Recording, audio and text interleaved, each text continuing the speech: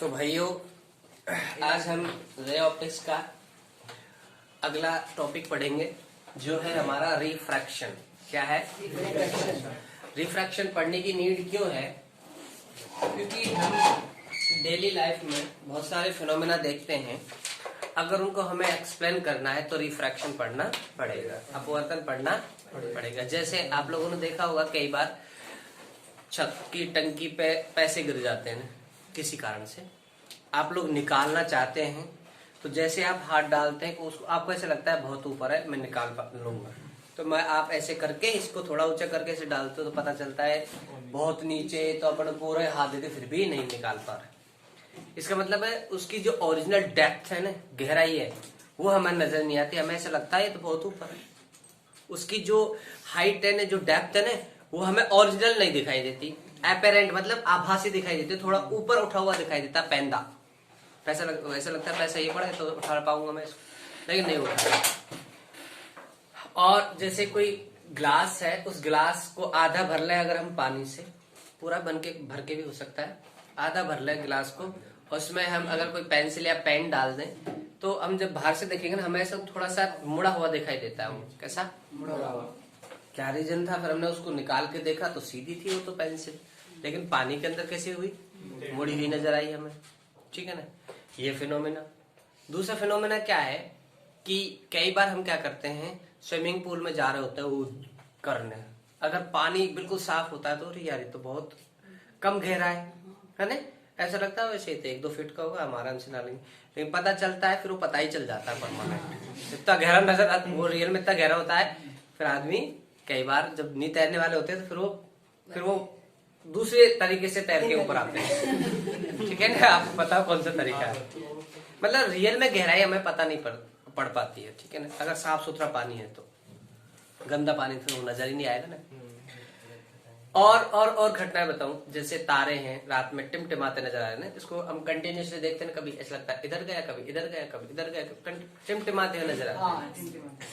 टिमटिमाने में नहीं, ऐसे नहीं, वो ना अपनी स्थिति जैसे ऐसा नजर आता है कि वो वाइब्रेट करते हैं, ट्विंकलिंग। हाँ, ठीक है ना। और एक फिनोमेना ये भी है कि जो हमारे जो कैलेंडर्स होते हैं उसमें लिखा रहता है कि आज 7:02 पर सूर्य उदय होगा। ठीक, कैलेंडर बना हुआ है, लेकिन पता चलता है 7:02 पे उदय होगा, लेकिन पता चल रहा है 7 बजे उदय हो गया। और सूर्य अस्त हो रहा है 7:05 पर। कितने पर? तो 7:05 भी हो चुके, 7:07 हो चुके, अभी भी क्या नहीं हुआ, अस्त नहीं हुआ, सनसेट नहीं हुआ। मतलब अभी उगा नहीं, उससे पहले नजर आने लगा, छुप गया फिर भी नजर आ रहा है। ठीक है ना, ये फिनोमेना होते हैं। ये फिनोमेना सारे किससे एक्सप्लेन होते हैं? रिफ्रैक्शन या अपवर्तन से। अगर हम अपवर्तन ध्यान से सुकून से पढ़ेंगे तो हमारे सारे टॉपिक से क्लियर हो जाएंगे। तो सबसे पहले रिफ्लेक्शन पे चलते हैं। मैं सारी चीजें आपको समझा रहा हूँ, नोट्स में है ही है, कोई एक्स्ट्रा चीजें हैं तो आप लोग इसी में मेंशन कर लेना। ठीक है ना, इसी में लिख लेना। अच्छा, तो अपवर्तन का मतलब क्या होता है? अपवर्तन से पहले हम पढ़ेंगे बेटा माध्यम। क्या पढ़ेंगे? मैंने आपको उस दिन भी बताया था कि हम 2 टाइप के माध्यम की बात करेंगे, विरल और सघन। और ये भी मानेंगे, और ये एक्सपेरिमेंटली प्रूव्ड है कि कोई भी सघन माध्यम में विरल माध्यम की तुलना में वेलोसिटी कम होती है लाइट की, और विरल में ज्यादा होती है, और सबसे ज्यादा निर्वात में होती है, 3 × 10⁸ मीटर पर सेकेंड। सबसे ज्यादा कहां पर होती है? निर्वात मतलब जहां पर हवा भी नहीं हो, हवा के मॉलिक्यूल्स भी नहीं हो, एयर के मॉलिक्यूल्स भी नहीं हो। और हम ऐसा मानते हैं कि हवा निर्वात एक जैसा ही, तो निर्वात में भी उतनी ही वेलोसिटी होती है जितनी की हवा में होती है। हाँ, मतलब वैक्यूम में जितनी होती है निर्वात में, जो 3 × 10⁸ मीटर पर सेकेंड। लेकिन 2 मीडियम है, एक सघन है एक विरल है, तो सघन में वेलोसिटी कम होगी और विरल में वेलोसिटी ज्यादा होगी। ठीक है ना। अच्छा, तो ये अपवर्तन की घटना क्या है? अगर नाम की बात करें तो अपवर्तन का मतलब होता है अपने पथ से विचलित होना, विचलित होना। ठीक है ना, डेविएशन होना, डाइवर्ट हो जाना, मुड़ जाना, बेंट हो जाना। ठीक है ना, घूम जाना, क्या कहलाता है? प्रकाश का अपवर्तन कहलाता है। जैसे मेरे पास, अब बात करते हैं ये घूमती कब है, क्यों, कारण भी बात करेंगे। जैसे मेरे पास ये क्या है, कोई सरफेस है, मतलब नीचे पानी है, तो पानी की ऊपरी सतह है, ये पानी की क्या बेटा, ऊपरी सतह है, जहां से हमें पानी नजर आ रहा है। इट मीन्स समझ लो कि चीज क्या बोलना चाह रहा हूँ, ठीक है ना, पानी की सतह है, यहाँ से पानी है, क्लियर है। ये किसी इस टाइप के कंटेनर या कोई टब में भरा हुआ है, ठीक है ना, पानी, ठीक है बेटा, बोलो। ये हवा है, तो ये हवा, इसको बोलेंगे माध्यम 1 माध्यम, इसको बोलेंगे माध्यम 2, क्या बोलेंगे, सेकंड मीडियम। ये पानी है, सपोज दैट, कितना पानी। तो अब आप दोनों में अंतर करके बताओ कौन सघन होगा, कौन डेंसर, कौन रेयर होगा, बताओ कौन होगा। पानी तो डेंसर होगा, पानी क्या होगा, डेंसर होगा, ठीक है ना, डेंसर मीन्स सघन होगा, और हवा है वो रेयर होगा, ठीक है, रेयर मीन्स विरल होगा। क्लियर है क्या, ठीक है ना। अच्छा, एक नया वर्ड है, उसको पढ़ लो।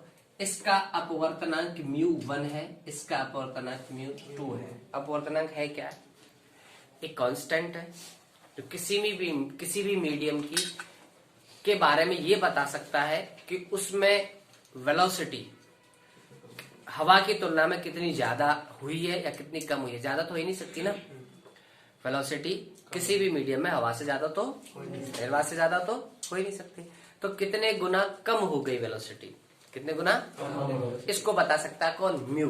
अगर हमें किसी चीज का म्यू पता, कोई से मीडियम उसका म्यू पता है हमें, जैसे किसी का म्यू 3 है, तो हम बता सकते हैं कि वो कितना गुना कम हो गई वेलोसिटी, कितने गुना किससे, निर्वात की तुलना में। निर्वात का फिक्स है 3 × 10⁸ मीटर पर सेकंड, इससे कितने गुना कम हो गई। अगर हमें म्यू पता हो, अपवर्तनांक पता हो, तो ये अपवर्तनांक का फायदा है ना सर। रिफ्लेक्शन में थोड़ी थी इसी कोई कांस्टेंट, रिफ्लेक्शन में ऐसा कोई कांस्टेंट नहीं था। क्लियर है, यस सर। अच्छा, अब देखो ये मैंने कोई दो क्या ले लिए बेटा, नॉर्मल ले लिए। इस नॉर्मल को बोल रहा हूँ n1 एक n2। कितने नॉर्मल बना सकते हैं हम, इनफाइनाइट बना सकते हैं। नॉर्मल बनाना नहीं आता क्या, यस सर, बोलो। सीधे रेखा कितनी बना सकते हैं, कितनी बना सकते। अच्छा, मैं एक रे ला रहा हूँ, देखो ये मुख्य अक्ष के, सॉरी मुख्य अक्ष कहाँ से आ गया, ये रे आई है, ठीक है ना, इस पॉइंट पर। क्लियर है, यस सर। बोलो। इस आने वाले रे को क्या कहते हैं हम लोग, आपतित इंसिडेंट रे। और जितना ये एंगल बनाती है उस एंगल को बोलते हैं हम लोग आपतन कोण आई, इंसिडेंट एंगल आई। और ये नॉर्मल है, ये आपको पता है ना, ये वाला एंगल थोड़ी होता है आपतन कोण, नॉर्मल और आपतित कोण के बीच होता है। अब फिनोमिना अपवर्तन है क्या, ये ऐसे आ रही है, ये दोनों माध्यम पारदर्शी होने चाहिए। पारदर्शी नहीं होगा तो फिर रिफ्लेक्शन हो जाएगा, परावर्तन हो जाएगा, रिफ्रैक्शन। तो रिफ्रैक्शन में सबसे पहले तो ये कंडीशन है कि दोनों ट्रांसपेरेंट होने चाहिए। अच्छा, इसको जाना ऐसे चाहिए था, ऐसे जाना चाहिए था, लेकिन रिफ्रैक्शन फिनोमिना ने क्या किया, इसके पाथ को मोड़ दिया, इसको ऐसे जाने दिया, इसको घुमा दिया, अपने रास्ते से थोड़ा सा मोड़ दिया। क्लियर है, ये घटना कहलाती है अपवर्तन। अपने पाथ से मुड़ जाना, अपने ओरिजिनल पाथ से मुड़ जाना क्या कहलाता है, अपवर्तन। क्या कहलाता है, अपवर्तन, ठीक है ना। अब ये भी कारण है कि भैया ये अभिलंब की ओर ही क्यों मुड़ी है, दूर भी जा सकती थी, हाँ ऑफकोर्स जा सकती है दूर, कैसे देखो, लेकिन अभिलंब की ओर कब मुड़ेगी, जब किरण विरल से सघन में जाएगी, विरल टू सघन, ठीक है ना, रेयर टू डेंसर जाएगी, तभी क्या होगा, अभिलंब की ओर मुड़ेगी। मतलब जब ज्यादा भीड़ भाड़ होते तो हम चिपक के खुद ही चलते हैं, ज्यादा भीड़ भाड़ में चिपक के चलते हैं, और जब खुली सड़क होती है तो खूब दूर होके चलते हैं, फैल के चलते हैं। ऐसे ही प्रकाश की किरण है, प्रकाश की किरण क्या होगा, जब विरल से सघन में जाएगी तो अभिलंब के पास होके जाएगी ना, अभिलंब की ओर मुड़ जाएगी थोड़ी सी, ओरिजिनल पाथ से जाना ऐसे चाहिए था तो थोड़ी सी ऐसे हो जाएगी। क्लियर है, बोलो ना। लेकिन कब होगा ये, जब विरल से सघन में जाएगी, विरल से। और अगर उल्टा हो, ये दो दूसरा मैंने नॉर्मल इसीलिए बनाया है, अगर उल्टा हो, यहाँ पे मेरी टॉर्च है, ठीक है ना, और प्रकाश किरण ये ऐसे आपतित करवाई है मैंने, इस टाइप से, ये आपतित प्रकाश किरण है। तो कितना एंगल बना रही है, आई। अब सघन से विरल में जाएगी, इसको जाना बेटा ऐसे चाहिए था, स्ट्रेट जाना चाहिए था, लेकिन ये क्या होगा, अब थोड़ा सा मुड़ के जाएगी, थोड़ा सा मुड़ के, अभिलंब से दूर होके जाएगी। पहले अभिलंब के पास होके जा रही थी ना, लेकिन अगर आपने सघन से विरल की तरफ आपतित करवाई है तो अपवर्तक पृष्ठ नहीं, मतलब जहां से दूसरा माध्यम शुरू हो जाता है उस पॉइंट से, उस जगह से डेविएट हो जाएगी, उस जगह से घूम जाएगी, मुड़ जाएगी, बेंड हो जाएगी। ये फिनोमेना कहलाता है अपवर्तन। इस फिनोमेना के कारण ही आपको सिक्का ऊंचा उठा दिखाई देता है। इस फिनोमेना के कारण ही सूर्योदय के बाद भी सूरज नजर आता है। इस फिनोमेना के कारण ही तारे टिमटिमाते हुए नजर, हालांकि हम उसका भी डिटेल से चर्चा करेंगे, ऐसी बात नहीं है, ठीक है ना। तो ये कहलाता है, ये घटना कहलाती है प्रकाश का अपवर्तन, ठीक है ना। ये भी लॉज हैं इसके, ये भी लॉज को फॉलो करती है। इस जैसे रिफ्रैक्शन में दो लॉज थे कि इंसिडेंट एंगल और रिफ्लेक्टेड एंगल दोनों इक्वल होते हैं, कोण आई बराबर, और दूसरा था इंसिडेंट रे, नॉर्मल और रिफ्लेक्टेड रे, तीनों एक ही प्लेन में होते हैं, एक ही। जैसे look at here, if you want, अगर ऐसे ग्रेज का टच करती हुई आ रही है ऐसे, तो ये परावर्तक पृष्ठ है सपोज दैट कुछ, तो ये ऐसे चल जाएगी, ऐसे चल जाएगी, इसी प्लेन में जा रही है। या फिर ये प्लेन मान लो कोई, ठीक है ना, ये प्लेन मान लो कोई, ये प्लेन सपोज दैट, ठीक है ना, ये प्लेन है और प्रकाश किरण ऐसे आ रही, देखो ऐसे, ये परावर्तक पृष्ठ है, ऐसे आ रही तो वो ऐसे चल जाएगी, मतलब इसको टच करती हुई आ रही है ना, इसके टच करते हुए चल जाएगी, ऐसे लगेगी इसी प्लेन में है। क्लियर है? ये सेकंड लॉ कहलाता था वहां पर। यहाँ पर भी कुछ ऐसा ही है, ज्यादा डिफरेंस तो नहीं है, लेकिन यहाँ पर incident angle i, refracted angle r, दोनों बराबर नहीं होते। ये घटना ही तो यही तो है कि आर बदल जाता है, जो आई होता है ना उसके बराबर नहीं रहता, यही तो घटना है, और क्या है। तो पहला नियम तो क्या है इसका, जो हमें याद रखना है, पहला नियम तो यह है, फर्स्ट लॉ तो है कि आपतित किरण व आपतित किरण कौमा अभिलंब तथा क्या अपवर्तित, अब क्या बोलेंगे उसको, ये कौन सी रे है, और ये परावर्तित, ये अपवर्तित है ना, ये कौन सी है, अबे वो भूत कोई सी भी नहीं है, ये विलंब रहा है, ये अपवर्तित है, ये तो ऐसा जाना चाहिए था, लेकिन ऐसे कहीं तो कोई सी किरण नहीं है। कुछ खा के आओ, दिमाग चले, मुझे खिलाओ, मेरा भी चले, बादाम लेके आओ सारे भाई बहन। तो आपतित किरण, अभिलंब किरण, अभिलंब और अपवर्तित किरण, तीनों कहाँ होते हैं, तीनों किरण, तीनों एक ही प्लेन में लाई करते हैं, एक ही प्लेन में क्या करते हैं, लाई करते हैं, लाई मतलब रहते हैं, एक ही प्लेन में स्थित होते हैं, स्थित होते, बोलो। सेकंड जो लॉ है इसका, वो बड़ा, वो इधर देख मजनू भाई, तो कैठिए, जो सेकंड लॉ है, वो सेकंड लॉ है ना, मजबूरी थी निकालने की। सेकंड लॉ क्या था, मैं ये मिटा दूं, ठीक है ना, ये वाली चीज बोलो, यहाँ से मिटा रहा हूं, मैं इसको समझाना चाह रहा हूँ। देखो सेकंड लॉ क्या है भाई, वहां पे परावर्तन में था कि जितने से आएगी उतने से चली जाएगी, सेम मीडियम में जाएगी, लेकिन इसमें क्या था, दूसरे मीडियम में घुस गई, दूसरे माध्यम में चली गई। अब अपवर्तन कोण कितना होगा, इसके लिए क्या एक नियम की जरूरत पड़ी है कि आई और आर में, ये आर है बेटा, ये वाला क्या है, आर है, और ये है बेटा विचलन कोण, इतने से विचलन होगी डेल, इसको जाना ऐसे चाहिए था ना, लेकिन ऐसे ये विचलित हो गई, इतने डेल से विचलित हुई है, डेल 10-20 जो भी कोण है, ठीक है था। अच्छा, दूसरा नियम क्या होना चाहिए कि भैया ऐसा हो कुछ आई और आर में रिलेशन आ जाए, पता लगे कि हम 50 डिग्री पे आपतित करवा रहे हैं, तो फिर कितने डिग्री से अपवर्तित होके गई है, पता तो चले। तो इसके लिए बहुत सारी चीजें किए गए, बहुत सारे एक्सपेरिमेंट, बहुत सारी चीजें, लेकिन रिजल्ट कोई ऑथेंटिक नहीं आया। रैंडमली पता अचानक क्या हुआ, इन लोगों ने करा कि यार साइन वाइन त्रिकोणमिति लगाओ। इन्होंने क्या किया, sine i by sine r, sine i by आपतित करण की जा, अपवर्तित करण की जा, हिंदी में साइन क्या बोलते हैं, जा। इन दोनों का अनुपात वही था जो क्या था, देखो एक यहाँ पर प्रकाशीय अभिलंब है, ये अगर I1 है, ये कितना है तो रिफ्लेक्टेड इन R1, अगर ये 20 है तो ये भी कुछ ना कुछ होगा। अब हमने 20 को बढ़ा के 30 कर दिया, इसको I2 कर दिया, कितना कर दिया, तो यहाँ भी कुछ ना कुछ अलग ही जाएगी, तो ये R2 होगा। लेकिन जब इसका साइन लेके अनुपात किया और इन दोनों का साइन लेके अनुपात किया, sign I2 by sine R2, जो इनका अनुपात आया वो इसका अनुपात, मतलब कितने ही एंगल पे आप आपतित करवाओ। यहाँ पर देखो ये अगर ये 20 है, ये 30 है और ये 40 है, अगर कितना है, ये मतलब I3 है, तो यहाँ पे कुछ ना कुछ होगी। तो इसका अगर मैं साइन लेके अनुपात करूं, sign I3 by sine R3, वो इसका आंसर भी, इसका आंसर भी, इसका आंसर भी, तीनों का आंसर सेम आ रहा है। मतलब कितने डिग्री पर आपतित करवाओ, फिर वो किसी न किसी से जाएगी, लेकिन दोनों का अनुपात वही होगा जो किसी और डिग्री से आपतित कराने पर भी प्राप्त होता है। समझ रहे मेरी बात? मतलब इन दोनों का कांस्टेंट फिक्स आ गया। जैसे सपोज 2 आ गया, कितना आ गया, 2। किसी भी डिग्री से कराओ 2 ही कितनी डिग्री से कराओ आपतित 2 ही आएगा, फिक्स हो गया। 10 डिग्री से करवाओ तो इन दोनों का अनुपात 2, 20 से करवाओ, 30 से करवाओ, 40, कितने से भी करवाओ, अनुपात बदला।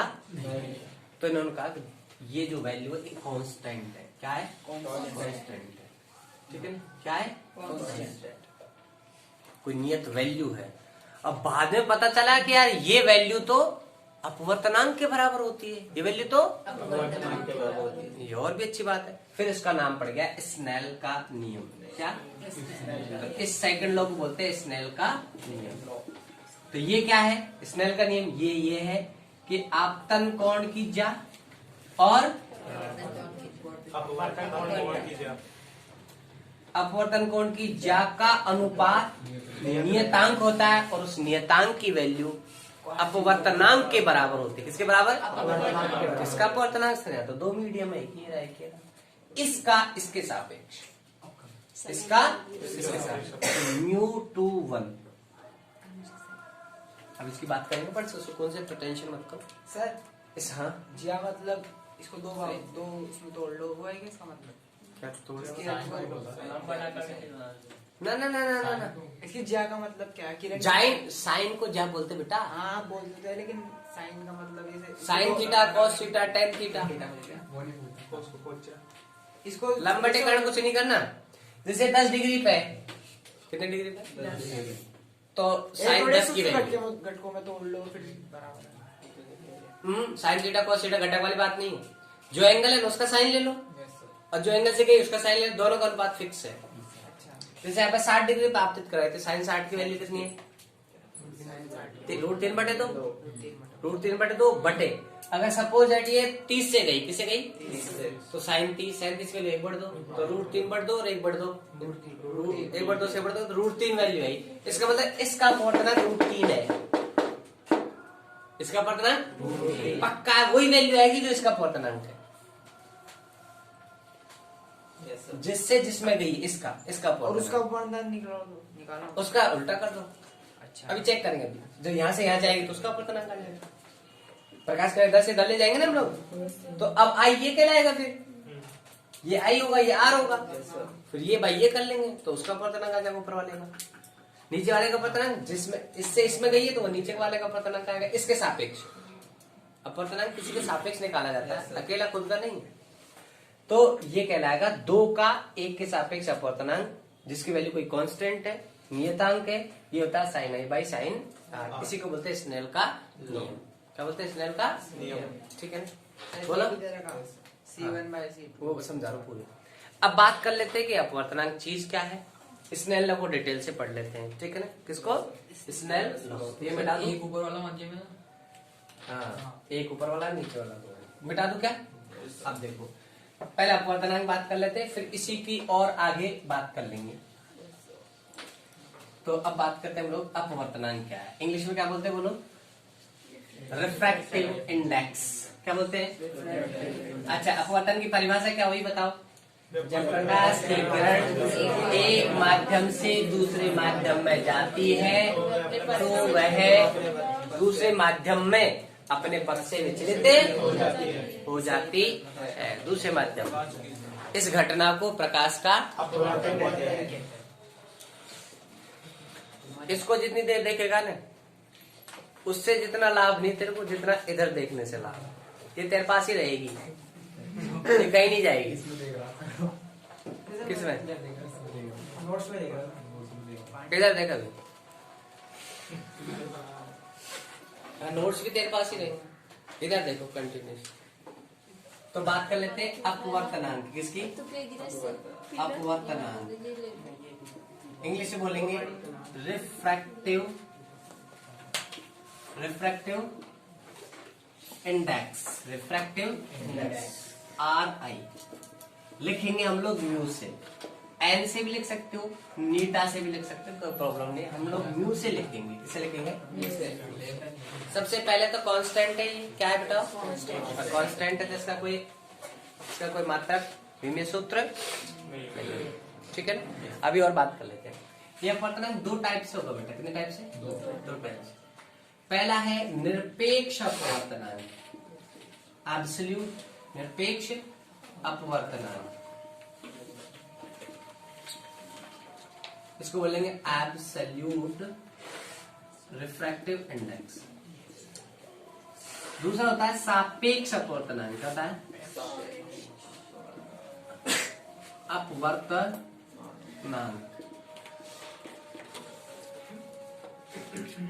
इसको बोलेंगे रिलेटिव या रिलेटिव, दूसरे के साथ में रिलेट करने वाला, रिलेटिव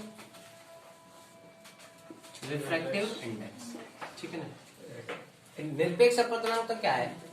हमें पता है अपवर्तनांक दो माध्यमों के सापेक्ष हम क्या करेंगे?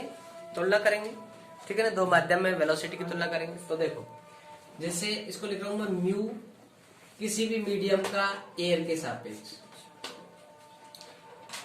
माध्यम में वेग, सॉरी निर्वात में वेग, निर्वात या हवा में वेग प्रकाश का बटे माध्यम में प्रकाश का वेग, माध्यम में प्रकाश का वेग। समझ रहे हो क्या? जैसे निर्वात का वेग तो फिक्स है 3 × 10⁸ मीटर पर सेकंड।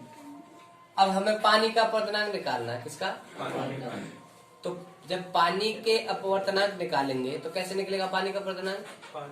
देखो, वाटर का अपवर्तनांक एयर के रेस्पेक्ट में या वैक्यूम के रेस्पेक्ट में कैसे निकलेगा? इसको बोलेंगे वाटर का अपवर्तनांक। किसके रेस्पेक्ट में? एयर के रेस्पेक्ट में। क्या बोलेंगे?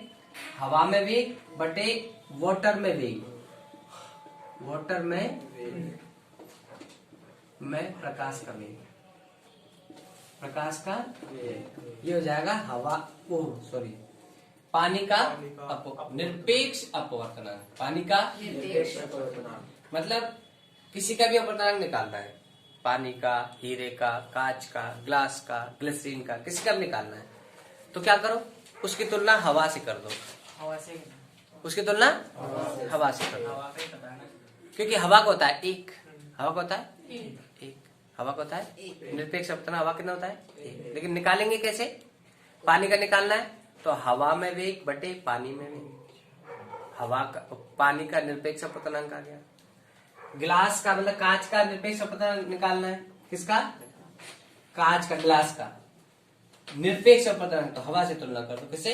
हवा से। मतलब हवा में वेग, हवा में वेग बटे ग्लास मतलब कांच, ग्लास मतलब कांच में वेग। ग्लिसरीन का निकालना है निरपेक्ष अपवर्तनांक। किसका? ग्लिसरीन का। ग्लिसरीन को कैपिटल G से लिख देते हो। तो निरपेक्ष निकालना था, हवा से तुलना कर दो। तो मतलब हवा में प्रकाश का वेग और ग्लिसरीन में प्रकाश का वेग, है ना। हीरे का निरपेक्ष अपवर्तनांक निकालना। किसका? हीरे का। तो हीरे का निरपेक्ष कैपिटल D फॉर डायमंड। तो डायमंड का निरपेक्ष अपवर्तनांक तो हवा से तुलना कर दो एयर से। तो एयर में वेग c 3 × 10⁸ मीटर पर सेकंड और लाइट की किस में? डायमंड में वेलोसिटी। बोलो। अरे बोलो ना, किसी का भी निकालना निरपेक्ष अपवर्तनांक, तो क्या करो, हवा में वेग या निरपेक्ष निर्वात में वेग बटे जिसका निकालना उसमें वेग, उन दोनों का अनुपात क्या होगा, निरपेक्ष अपवर्तनांक। किसका होगा, निरपेक्ष मतलब हवा से तुलना करनी, किसमें, हवा। सापेक्ष में ऐसा नहीं है, सापेक्ष में दो माध्यम अलग अलग होंगे, मतलब हवा नहीं लेनी है, एक माध्यम। जैसे प्रकाश की किरण, पानी है, पानी में कोई कांच की सिल्ली रखी है, तो पहले पानी में गई प्रकाश किरण, फिर कांच की सिल्ली में गई है, तो अब कांच की सिल्ली का अगर अपवर्तनांक निकालेंगे, कांच की सिल्ली, स्लैब, ग्लास स्लैब, कांच की कोई सिल्ली, तो अब कांच की सिल्ली का निकालना है ना, तो प्रकाश किरण कहां से गई है, पानी से कांच की सिल्ली में गई, तो पानी के सापेक्ष निकालना पड़ेगा उसको, तो दोनों माध्यम हो गए ना, तो आपस में माध्यमों का निकालते हैं ना, एक के सापेक्ष दूसरे का, उसको बोलते हैं सापेक्ष अपवर्तनांक। दोनों माध्यम होने चाहिए, दोनों माध्यम होने चाहिए। जैसे सापेक्ष अपवर्तनांक होगा गिलास का पानी के सापेक्ष, गिलास में कांच का पानी के सापेक्ष। जैसे बेटा सुनो, ये पानी भरा हुआ है और इसमें एक गिलास की क्या पड़ी हुई है, सिल्ली पड़ी हुई है, तो प्रकाश किरण ऐसे जा रही है, ठीक है ना, ऐसे वाटर से ग्लास, ग्लास मतलब पानी पीने का नहीं, ग्लास मीन्स कांच, तो इसका अपवर्तनांक इसके सापेक्ष निकालोगे, तो कैसे निकालोगे, देखो क्या करेंगे, किसका निकाले, ग्लास का नहीं, अरे इसका निकाल लेना, तो इसमें वेग, इसमें वेग, इसमें वाटर में नहीं, इसमें ग्लास में वाटर में निर्वात पहले वाटर में रहेगा सर, पानी के सापेक्ष निकालना है। क्या करेंगे, पहले किसका लेंगे, सुनो, पहले लेंगे ग्लास का, एक मिनट के लिए ऑफ करना है, ऑफ नहीं मतलब हो गया, तो जिसका निकालना है उसकी वेलोसिटी नीचे, उसकी वेलोसिटी, और जिसके सापेक्ष निकालना उसकी वेलोसिटी, किसका निकाल रहे, ग्लास का, तो वेलोसिटी ऑफ ग्लास और यहाँ पे velocity of light in water, velocity of water की लाइट की velocity of light in water, velocity of light in glass, ठीक है। और देखो, अच्छा इसकी वैल्यू एक से ज्यादा आएगी क्या, चेक कर लो, देखो इसमें तो ज्यादा होगा ना स्पीड, और पानी में ज्यादा होगी स्पीड, ग्लास में कम, ज्यादा बटे कम करेंगे, एक से ज्यादा आ गया ना, ठीक है, एक से ज्यादा, क्योंकि सबसे कम किसकी होती है, निर्वात की, एक अपवर्तनांक सबसे कम निर्वात का होता है, एक निर्वात या हवा का, एक, ठीक है ना। अच्छा और देखो, और देखो, जैसे हमें निकालना है, अच्छा सोच के बताओ, पानी का बुलबुला हो कोई उसमें, हवा का बुलबुला हो पानी में, ठीक है बेटा, हवा का बुलबुला हो, अब कहां से कहां जा रहा है, पानी से हवा में, पानी से हवा में जा रही प्रकाश की किरण, ठीक है ना, पानी से, अगर मैं ऐसे कहूं पानी का निकालो, किसके रेस्पेक्ट में, एयर के रेस्पेक्ट में, पानी का निकालो एयर के रेस्पेक्ट में, कैसे निकालोगे, एयर का ऊपर रखिए, velocity in air, velocity of light in air बटे velocity of light in water, जिसका निकाल रहे उसको नीचे, जिसका निकाल रहा है उसको नीचे, और जिसके सापेक्ष निकाल रहा है उसको ऊपर, ड्रुम ड्रुम ड्रुम, सही है बिल्कुल। और देख लो, अच्छा हवा का निकालना हो,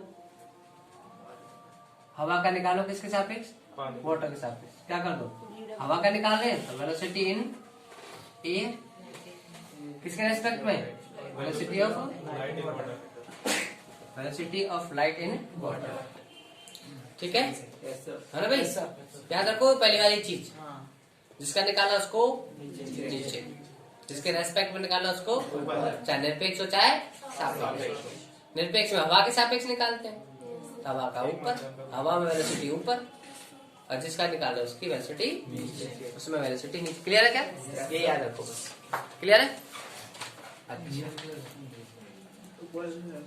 अब देखो तो इसका, अब देखो निरपेक्ष अपवर्तनांक दे रखा है 2-3 का, याद कर लेना, अगर हो जाए नहीं हो तो कोई बात नहीं।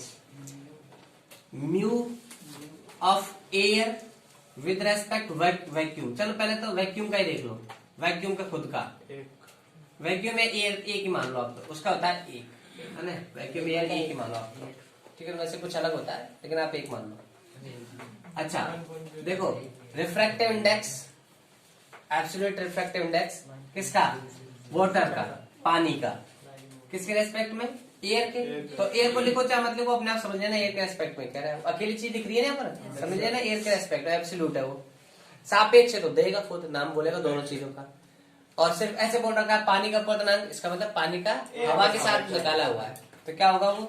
1.33 वो होगा 1.33 वाटर का। ग्लास का निकालना हो उसको, तो सपोज ग्लास का निरपेक्ष अपवर्तनांक हवा के सापेक्ष निकाला हो, कैसे कितना आएगा? 1.5।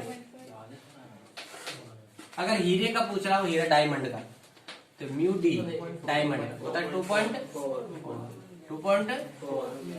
क्लियर है क्या? बोलो पक्का? ये हुआ निरपेक्ष अपवर्तनांक। क्लियर है क्या? अच्छा अब मैं देखो 1-2 चीज और बता रहा हूँ आप लोगों को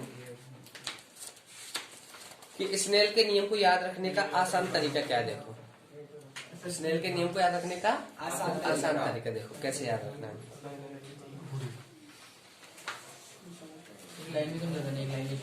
कौन सी? थर्ड पॉइंट कौन है?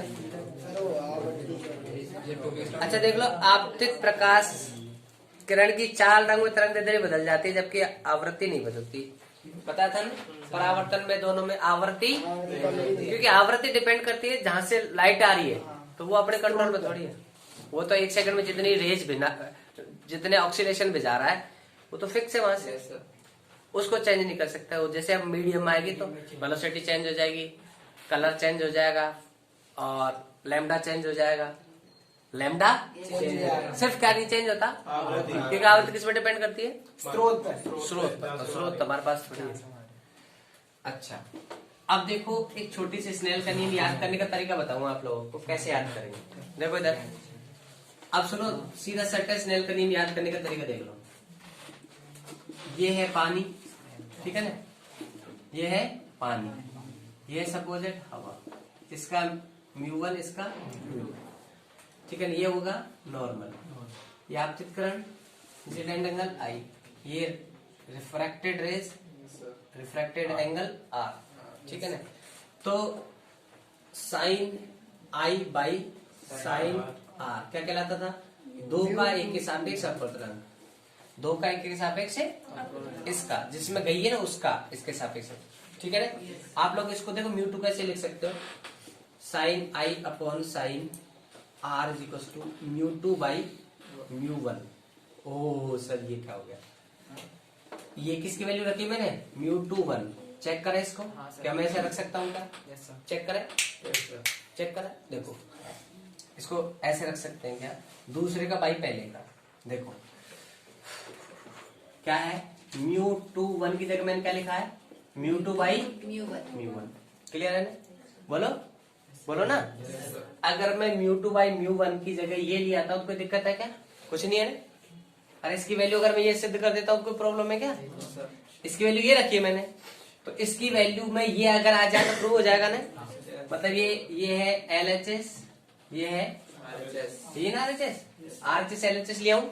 देखो देखो मैंने रखा म्यू2 बाई म्यू1, मतलब इस म्यू2 मतलब दूसरे माध्यम का अपवर्तनांक, तो मैंने कोई साथ में जोड़ा किसी को, इसका मतलब किसके सापेक्ष अपवर्तनांक है ये? म्यू2 म्यू1 के सापेक्ष। अबे एयर के सापेक्ष में कुछ लिखा है कि मैंने यहाँ पर? इसका मतलब किसके सापेक्ष है? एयर के सापेक्ष। तो एयर के सापेक्ष कैसे निकालते हैं? म्यू2 एयर, यही था ये। इसकी कैसे निकालते हैं? वेलोसिटी इन एयर और वेलोसिटी इन दूसरा माध्यम। बोलो ना, क्या लिखूंगा? म्यू2 की जगह वेलोसिटी इन एयर बटे velocity in second medium. Clear है? दूसरा देखो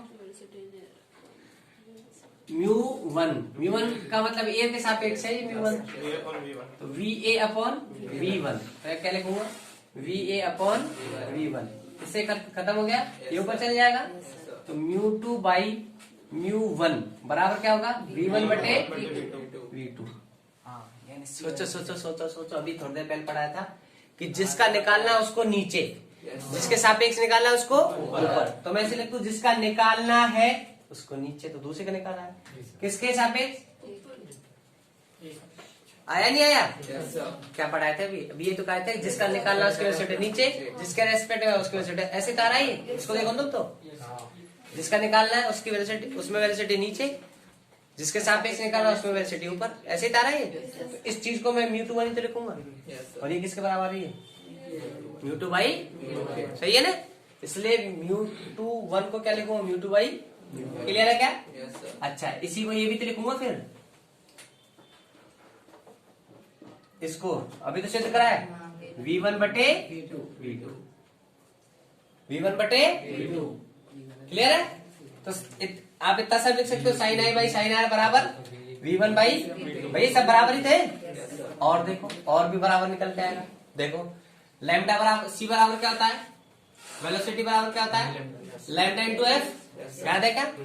तो वेलोसिटी को अगर मैं V से लिख दूं तो V बराबर क्या आएगा लैम्डा है, बोलो ना। पहले माध्यम में वेलोसिटी V1, तरंग दे रही है लैम्डा 1 वेलोसिटी, और फ्रीक्वेंसी वही फ्रीक्वेंसी चेंज नहीं होगी। और इस माध्यम में वेलोसिटी V2 तरंग दे रही है, और फ्रीक्वेंसी वही रहेगी, बोलो ना पक्का। अच्छा, और V2 किधर क्या लिखूंगा बोलो फिर मैं, लैम्डा 2 F, दोनों को बटे अगर मैं कर दूं F, अगर मैं दोनों को बटे कर दूं तो V1 बटे V2 को लिख आगे, F से F मर गया, लैम्डा 1 बटे, तो V1 बटे V2 किधर क्या लिख सकते हैं, बोलो। ये स्नेल का नियम इतना बड़ा है। अब क्या है, आपको इतना बड़ा याद रखना है, इससे क्या फायदा होगा, इसका एक बार फोटो ले लो, खुद से सेव कर लेना। नहीं इसमें नहीं, खुद से ले लो, अरे ऐसे देख लेना एक बार वीडियो ना।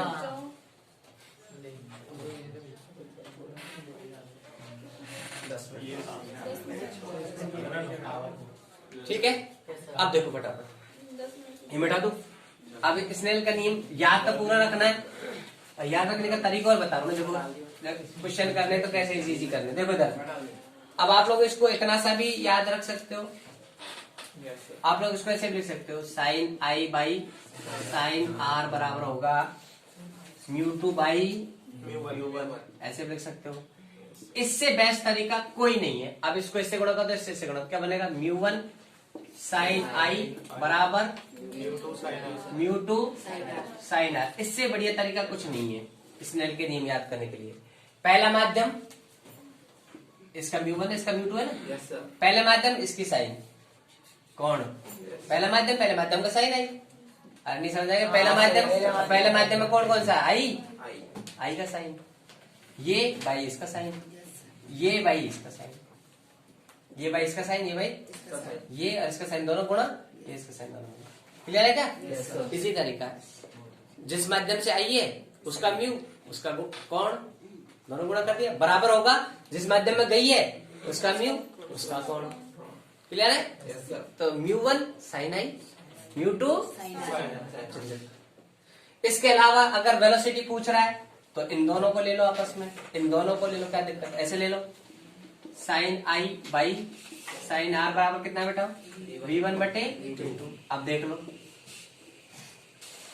इससे क्या पता चल रहा है, ये इसका एंगल कहाँ है, ऊपर ये नहीं सही है ना चीज, और इसका एंगल यहाँ पर। इसका मतलब है कि आपतित किरण की वेलोसिटी और अपवर्तित किरण की वेलोसिटी दोनों अपने एंगल पर डिपेंड करती है। इसकी वेलोसिटी इसके एंगल पर, अगर ये ज्यादा एंगल पर आ रही है उसमें ज्यादा वेलोसिटी है ना, इतना मत सोच, तुम इतना याद रखो बस, sine i by sine r is equal to v1 by v2। और लैम्डा पूछे तो sine i by sine r lambda 1 बटे ऐसे कर लेना। और वेलोसिटी लैम्डा दे रखा हो, वेलोसिटी और तो क्या कर देना, इतना सा फॉर्मूला काम में ले लेना, वेलो v1 by v2 is equal to lambda 1 by lambda 2। ये याद कर लेना। ये इतनी बड़ी लाइन याद रखो, जो भी कुछ पूछे तीन चीज देगा, एक चीज पूछेगा ज्यादा ज्यादा, ये दे देगा, ये पूछ लेगा, क्या दिक्कत है। ये दे देगा, ये पूछ लेगा, ये दे देगा, ये पूछ लेगा, मतलब कोई भी तो तीन चीज देगा, एक चीज पूछ लेगा। क्लियर है क्या? Yes sir. ये फॉर्मूला याद रखो पूरा। अब यहाँ पे देखो कैसे लिखोगे, mu two by mu one है ना, यहाँ पे देखो 2 का अपवर्तनांक ऊपर, वेग में क्या है, वेग में सही है, देखो वेग में जिसके साथ मतलब जिसका अपवर्तनांक निकालना है उसका वेग और लैम्डा नीचे है, जिसके सापेक्ष है उसका ऊपर है। लेकिन म्यू का अगर म्यू टू 1 की वैल्यू ये रखोगे ध्यान देना, म्यू टू बाई म्यू 1 आएगा, वो इससे निकल गया, बढ़ने निकाल के चेक करेंगे, इसको ध्यान रखना। अब ये तो आपको याद होंगे, ठीक है ना? क्लियर है ना?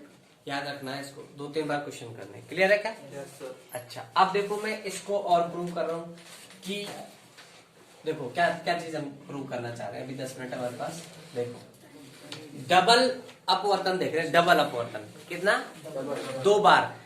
कैसे देखो डबल अपवर्तन, देखो कैसे, इसमें टॉपिक भी है, क्या नाम है टॉपिक से बताओ? कोई बात देखो देखो फटाफट देखो, डबल रिफ्लेक्शन देखो फटाफट देखो, इसको समझो, बहुत अच्छा है। डबल ट्रिपल 4 टाइम 5 टाइम कितने टाइम हो, एक ही फॉर्मूला निकल के आएगा। देखो सुनो, जैसे मेरे पास ये है कांच की स्लैब, क्या बेटा? कांच की स्लैब है ना, कांच की झिल्ली है, वो झिल्ली नहीं सिल्ली, जैसे पानी की सिल्ली होती है ना, ऐसे बर्फ, ऐसे कांच की सिल्ली को है ना, ये और ये 2 क्या कर लिया मैं, नॉर्मल बना लिया। इसका अपवर्तनांक है म्यू जी, ग्लास है ना, ये एयर है तो म्यू ए, ये एयर है तो म्यू ए, ठीक है ना। माध्यम 1, माध्यम 2 और ये माध्यम 1, 3 कहां से आ गया, पहला ही क्या? क्लियर है? अब देखो ये आपतित किरण, ध्यान से देखो, ये आपतित किरण, अच्छा इसका वो देख लो, इसका अपवर्तनांक वो तो लिख दिया ना। अच्छा ये आपतित किरण, ठीक है, तो ये आपतन कोण I1, ठीक है, I1 दे दो, इसको जाना ऐसे चाहिए था, ऐसे जाना चाहिए था, है ना बेटा? लेकिन क्या करेगी, इसको हटाओ, ज्यादा पास हो जाएगी, ये पास हो जाएगी, ये ऐसे चल जाएगी। क्लियर है? Yes sir. अब यहाँ पर आपते तो ये यहाँ पे क्या बना रहा हूँ, अभिलंब, ये क्या हो जाएगा, आपतन कोण, इसको बोल दो I2, क्या बोल दो?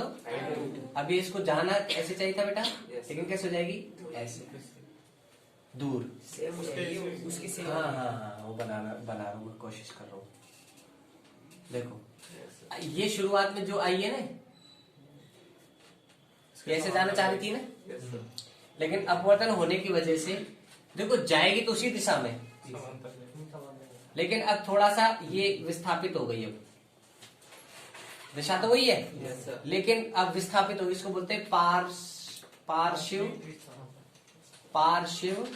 ये ना क्या लिख रहा है देखना, ये ना पार्श्वी लिख रहा होगा, पार्श्विक, अच्छा इसको बोलते हैं पार्श्विक, सही है क्या? पार्श्विक विस्थापन, ठीक है ना, क्या बोलते हैं इसको, पार्श्विक विस्थापन। अब सुनो मैं क्या बोल रहा हूँ, सुनो, अब देखो ये पहले माध्यम से दूसरे माध्यम में गई है ना, तो यहाँ पे नियम लगाएंगे, क्या लिखेंगे, sign I1 by sine R1, ये कितना है बेटा, R1 है, ठीक है ना। अब आपको बता दूं R1 और I2 बराबर होंगे, कैसे देखो, ये भी मुख्य अक्ष है, सॉरी ये क्या नाम है, नॉर्मल है, और ये भी नॉर्मल है ना, दोनों को बढ़ाओ तो क्या दोनों समांतर रेखा हो गई, ये रे ऐसे तो आ रही है, ये वाली रे ऐसे चाहिए, ये वाली रे, तो ये है तुम्हारा R1 और ये तुम्हारा I2, ये वाला तो ये क्या, दो समांतर रेखा को एक रेखा काटने तो बराबर तो हो गए दोनों, दोनों क्या हो गए बराबर। काट दो कौन है,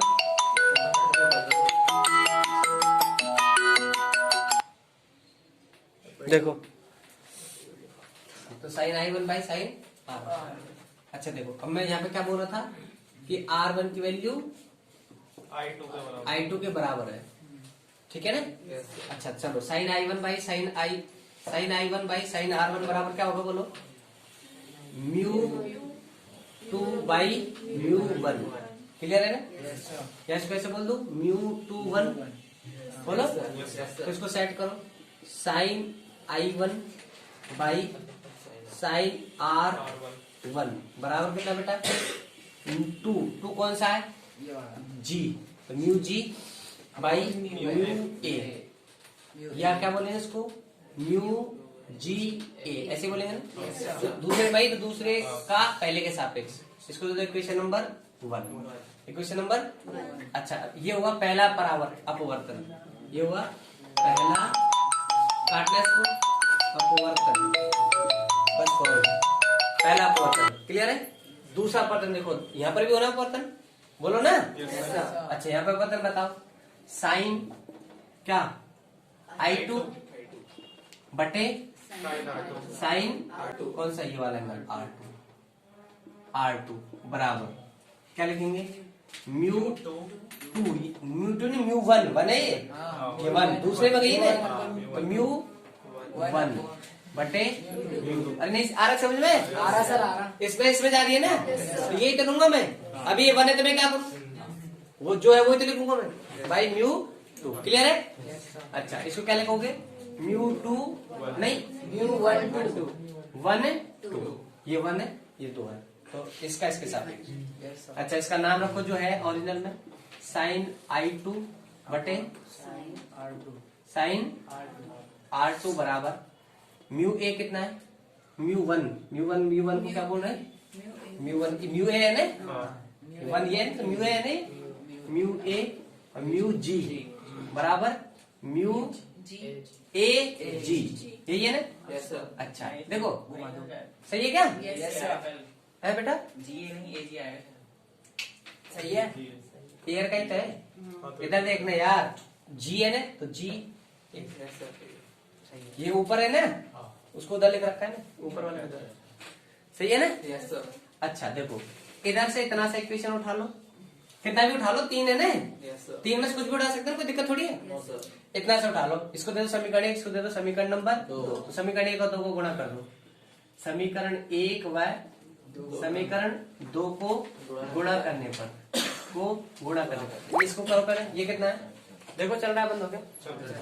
देखो इधर क्या है म्यू ए म्यू जी गुणा LHS, इधर का LHS क्या है म्यू जी म्यू ए बराबर इधर का RHS क्या है म्यू ए जी गुणा, सही लिखा है ए जी इंटू म्यू जी ए, क्लियर है क्या।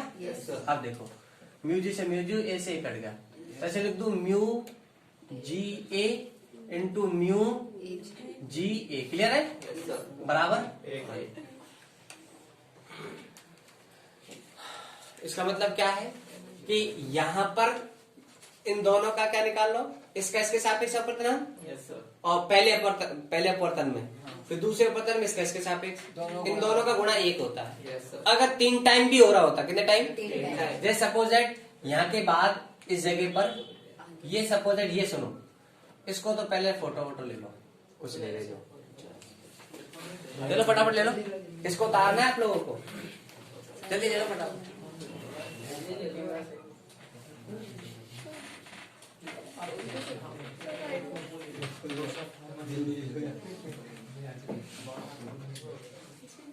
ठीक है, अब देखो इससे एक निष्कर्ष और निकल रहा है, देखो बेटा इसको देखो, अरे सुन लो फटाफट,